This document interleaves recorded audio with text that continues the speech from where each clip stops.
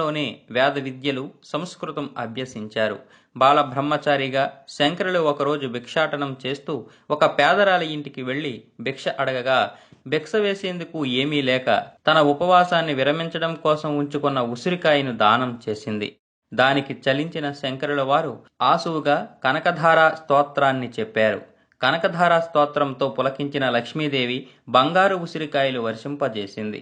ఒకరోజు శంకరుల తల్లి ఆర్యమాంబ గారు పూర్ణానది నుండి నీళ్లు తెచ్చుకుంటుండగా స్పృహ తప్పి పడిపోయారు. అప్పుడు శంకరుల వారు పూర్ణానదిని ప్రార్థించి నదిని ఇంటి వద్దకు తెప్పించారు. ఆ విధంగా నదీ ప్రవాహ మార్గం మారేసరికి గ్రామ ప్రజలు శంకరులు జరిపిన కార్యానికి ఆశ్చర్యచకితులయ్యారు. సన్యాసం తీసుకునే సమయం ఆసన్నమవడంతో శంకరులు తల్లి అనుమతి కోరారు. శంకరులు సన్యాసం తీసుకుంటే తాను ఒంటరినవుతానన్న కారణంతో తల్లి అందుకు అంగీకరించలేదు.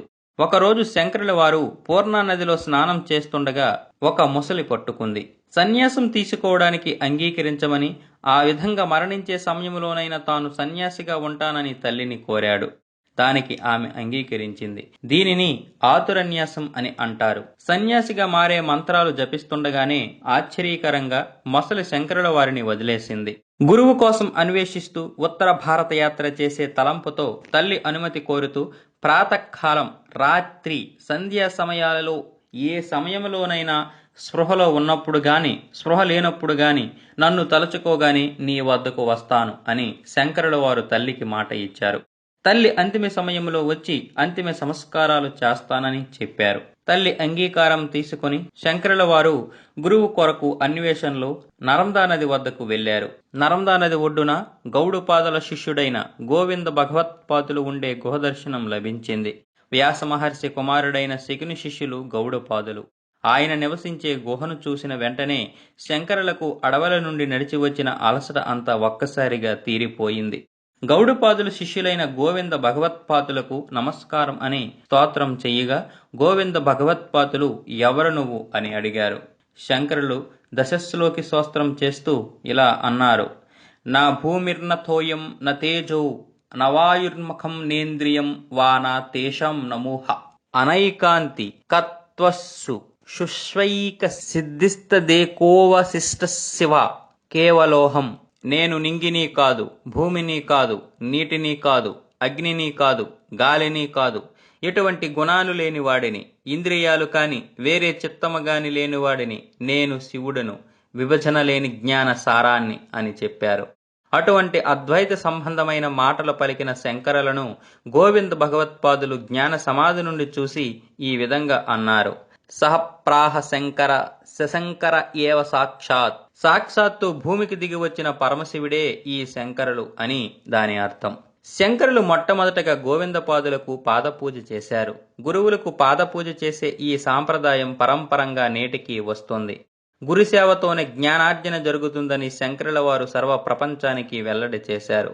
గోవిందపాదులు శంకరులను బ్రహ్మజ్ఞానాన్ని, ఉపనిషత్తుల సారాన్ని 4 మహాకావ్యాలుగా బోధించారు. ఒకరోజు నర్మదా నదికి వరద వచ్చి పొంగి పొర్లుతూ గోవిందపాదుల తపస్సుకు భంగం కలిగించబోతుండగా శంకరులు తన శక్తితో నదిని నిరోధించారు.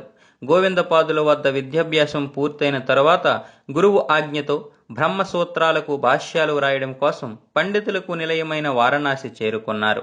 గురువాజ్ఞతో శంకరుల వారు వారణాసి చేరుకొని పవిత్ర గంగా నదిలో పుణ్యస్నానం ఆచరించి విశ్వేశ్వరుని సన్నిధిలో కొంతకాలం గడిపారు. అయస్కాంతం ఇనుపరజలను ఆకర్షించినట్లు వేద సూక్ష్మాలు శంకరులకు వారణాసిలో బాగా అవగతమయ్యాయి. వారణాసిలోనే సదానందుడు అనే బ్రహ్మచారి శంకరులకు ప్రథమ శిష్యుడయ్యాడు. ఒకరోజు మధ్యాహ్నికం అంటే మధ్యాహ్న కాలకృత్యాలు తీర్చుకోవడానికి గంగానది వైపు వెళుతుండగా మార్గం మధ్యలో 4 శునకాలతో ఒక చండాలుడు అడ్డుపడ్డాడు.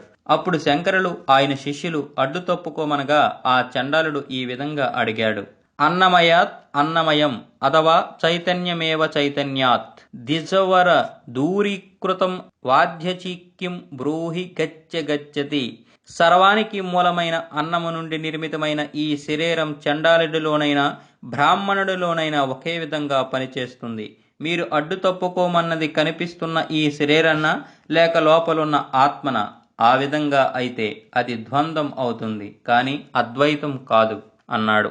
ఆ మాటలు విన్న వెంటనే శంకరులు అంతరార్థం గ్రహించి సాక్షాత్తు పరమశివుడే 4 వేదాలతో వచ్చాడని గ్రహించి మహాదేవుడిని మనీషా పంచకం అనే 5 శ్లోకాలతో స్తోత్రం చేశారు.